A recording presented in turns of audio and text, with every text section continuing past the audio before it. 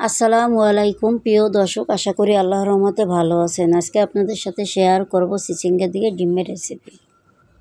চলুন শুরু করা যাক মেন রেসিপি। আমি এখানে হাফ কেজি চিচিঙ্গা নিয়েছি আর একটি ডিম নিয়েছি।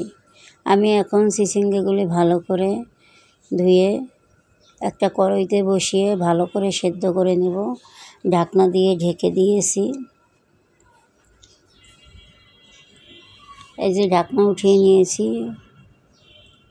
এখন আমি দিয়ে দেব যে লবণ আর সামান্য একটু হলুদের গুঁড়ো।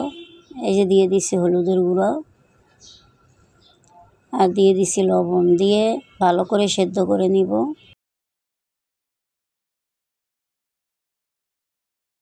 এখন আমি নাড়াচাড়া করে দেব। নাড়াচাড়া করে যখন দেখো পানি একবারে টেনে গেছে তখন উঠিয়ে নেব।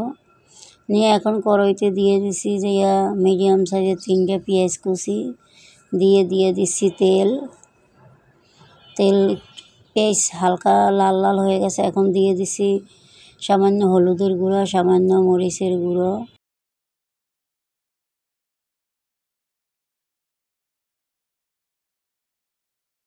দিয়ে দিছি সামান্য পানি। দিয়ে মশলাটার গন্ধটা যাতে না থাকে ভালো করে একটু নাড়াচাড়া করে নিয়েছি। এখন দিয়ে দিছি 3-4টা মরিচ, দিয়ে দিচ্ছি ডিম, দিয়ে দিচ্ছি হাফ চামচ জিরার গুঁড়ো, দিয়ে দিচ্ছি ধনিয়ার গুঁড়ো। দিয়ে আমি ডিমটাকে হালকা করে একটু ভেজে নেব। নিয়ে মশলার সাথে মিক্স করে দেব। এখন দিয়ে দিচ্ছি আমি চিচিঙ্গা সেদ্ধ করাগুলি। দিয়ে ডিমের সাথে আমি আরও 2-3 মিনিট ভেজে নেব ভালো করে।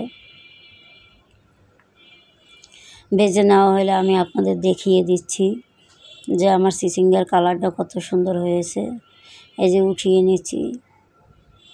যদি রেসিপিটি ভালো লাগে বাসায় অবশ্যই একবার ট্রাই করবেন। কেমন হয়েছে কমেন্টে জানাবেন। ভালো থাকবেন সবাই, সুস্থ থাকবেন। আল্লাহ হাফেজ।